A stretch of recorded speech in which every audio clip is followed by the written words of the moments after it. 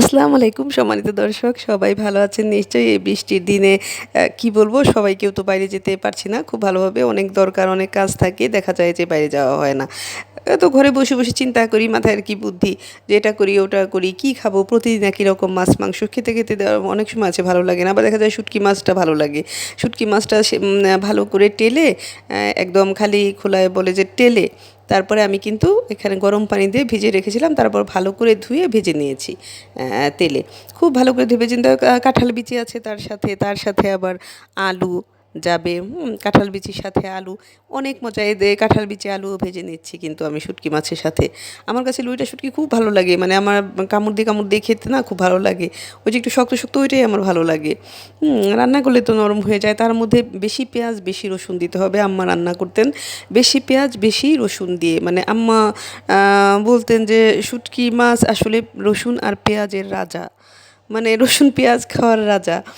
রসুন পেঁয়াজ বেশি করে দিতে হয়, আর অন্যান্য সব মশলা খুব কম দিতে হয়।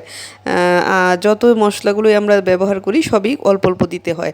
আর কোনো ধনিয়া পাতা টাতা এগুলোতে ব্যবহার করা হয় না, কারণ শুটকি মাছের নিজস্ব একটা ফ্লেভার আছে।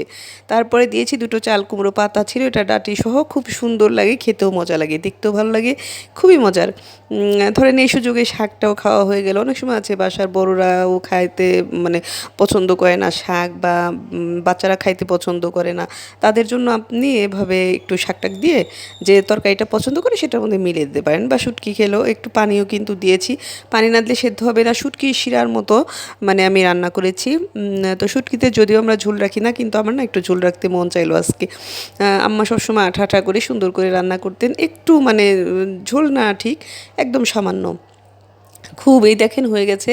এরপরে কিন্তু আমি ধনিয়া জিরা কিছুই দেবো না, কিছুই দিবেন না রান্নার শেষে, দেখবেন এমনিতেই মজা লাগে। আর শুটকি মাছের যে ফ্লেভার, এই যে খাচ্ছি এত মজা লাগছে গরম গরম ভাতের সাথে, গরম গরম কাঁঠাল বিচি, লইটা শুটকি, আলু আর হচ্ছে শাক। ইস, শাক পাতা অনেক অনেক মজার। মাশাল্লাহ মাশাল্লাহ, আলহামদুলিল্লাহ, আল্লাহ হাফেজ।